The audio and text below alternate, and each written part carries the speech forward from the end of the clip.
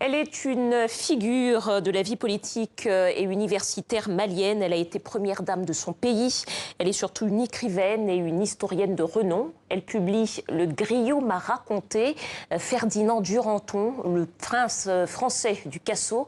Adam Bakonaré, bonsoir. Bonsoir. Bienvenue au Journal Afrique. Merci d'être avec nous. Merci. Alors Ferdinand Duranton, c'est le personnage central de ce roman. C'est une figure historique qu'on connaît bien en Afrique de l'Ouest, explorateur français du 19e siècle. Peut-être vous pouvez nous en dire un peu plus sur ce personnage. Oui, d'ailleurs, une rue porte son nom à Paris, dans le 15e. Oui, c'est un personnage haut en couleur qui est né à Saint-Domingue, donc l'ancien Haïti, à la fin du 18e siècle, et puis qui est passé dans l'armée de Napoléon. Donc c'est un officier et qui, avec la débâcle napoléonienne, ne voulait plus rester à Paris, a demandé à aller n'importe où, en Guadeloupe, à Martinique, à Cuba ou en Afrique.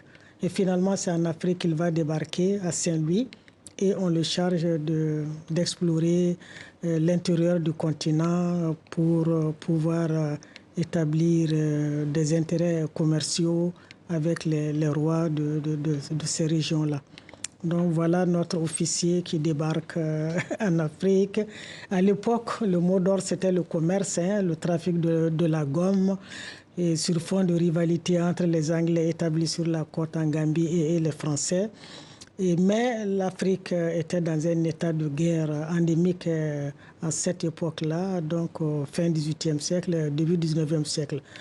Alors, pour faire le commerce, il fallait la paix. La paix devenait un impératif. Mais comment y accéder?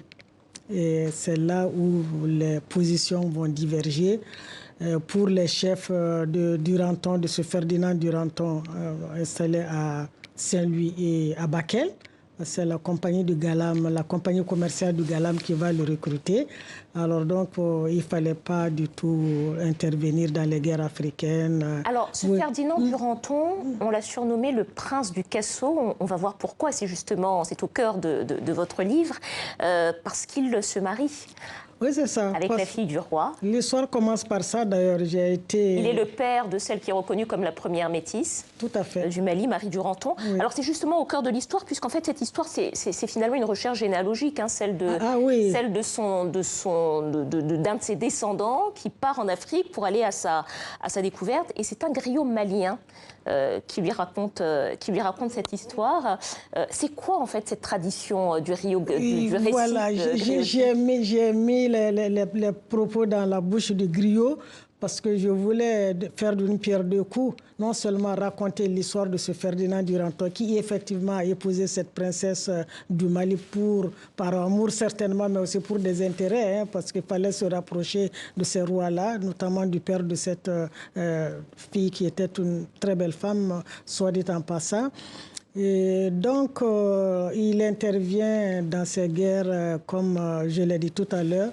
Mais j'ai voulu aussi en profiter pour revaloriser le savoir africain.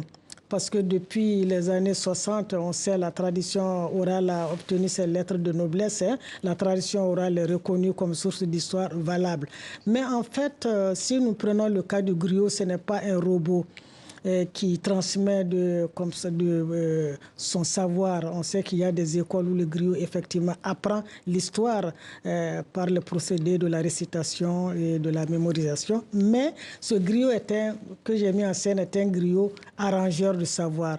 C'est vraiment un griot qui élabore son discours, qui se documente, qui vit avec son temps. Donc, c'est pas du tout... Alors, il y a une structure quand même du récit, comme le font les griots. Cette structure, comment est-ce qu'on peut la caractériser? Oui, cette structure donne une importance à la fonction sociale du griot. Donc, l'histoire a une fonction directement utilitaire. Le griot, il s'adresse d'abord à ceux qui vivent au présent. Donc, les noms des ancêtres sont évoqués pour servir ceux qui vivent, pour servir les descendants. Donc, c'est une fonction essentielle, directement utilitaire. Mais le griot vit avec son temps. Là, ses orientations, les orientations culturelles, idéologiques de son époque, son environnement géographique et maintenant le griot moderne est dans le showbiz, si je puis m'exprimer ainsi. Il a son téléphone portable, il a la télévision, il a WhatsApp, il y a toutes ces possibilités offertes par les nouvelles technologies là. Donc franchement, c'est un homme de théâtre également, parce que sa fonction n'est pas seulement de raconter l'histoire, mais il se préoccupe également de la façon dont il faut transmettre le savoir. Donc, il y a une transmission, c'est l'art de la transmission finalement. L'art de la transmission, mais qui suppose aussi l'art oratoire. Alors, vous avez dit quelque chose de très important, c'est que vous vouliez rendre ces données ou redonner ces lettres de noblesse à l'oralité dans l'écriture de l'histoire, puisque c'est vrai qu'en Occident, l'histoire, c'est à partir du moment où on a découvert l'écriture, et c'est pour ça que certains historiens ont considéré que l'Afrique n'avait pas d'histoire, et vous vous inscrivez évidemment en faux contre cette idée. L'oralité est à la source de l'histoire du continent. Tout à fait. L'oralité, c'est vraiment notre culture.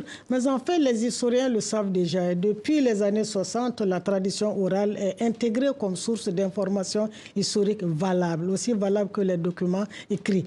Mais c'est cette tendance à croire que c'est un savoir figé, que le rôle de griot se réduit à transmettre de façon mécanique son savoir, c'est cette idée-là que je veux battre en brèche. En fait, c'est quelqu'un, le griot élabore son savoir, son discours. Ce n'est pas vraiment un discours sec, plat, mais c'est un clin d'œil justement du livre, parce que là, c'est un griot qui raconte son histoire à un homme blanc qui vient en Afrique. Tout à fait. C'est une leçon, quelque part. C'est une leçon, mais l'homme blanc est également à la recherche de ses origines. Il est sur les traces de son ancêtre, et sur les traces de son ancêtre, tout est à prendre, aussi bien ce que l'ancêtre a vécu, mais également l'environnement culturel dans lequel il a vécu, parce que cet ancêtre-là, justement, avait pour préoccupation de connaître cette culture profonde de l'Afrique. Et je suppose, je le sais d'ailleurs, Duranton a beaucoup côtoyé ces griots et tous ces hommes de savoir, griots, forgerons et autres castes de Mali.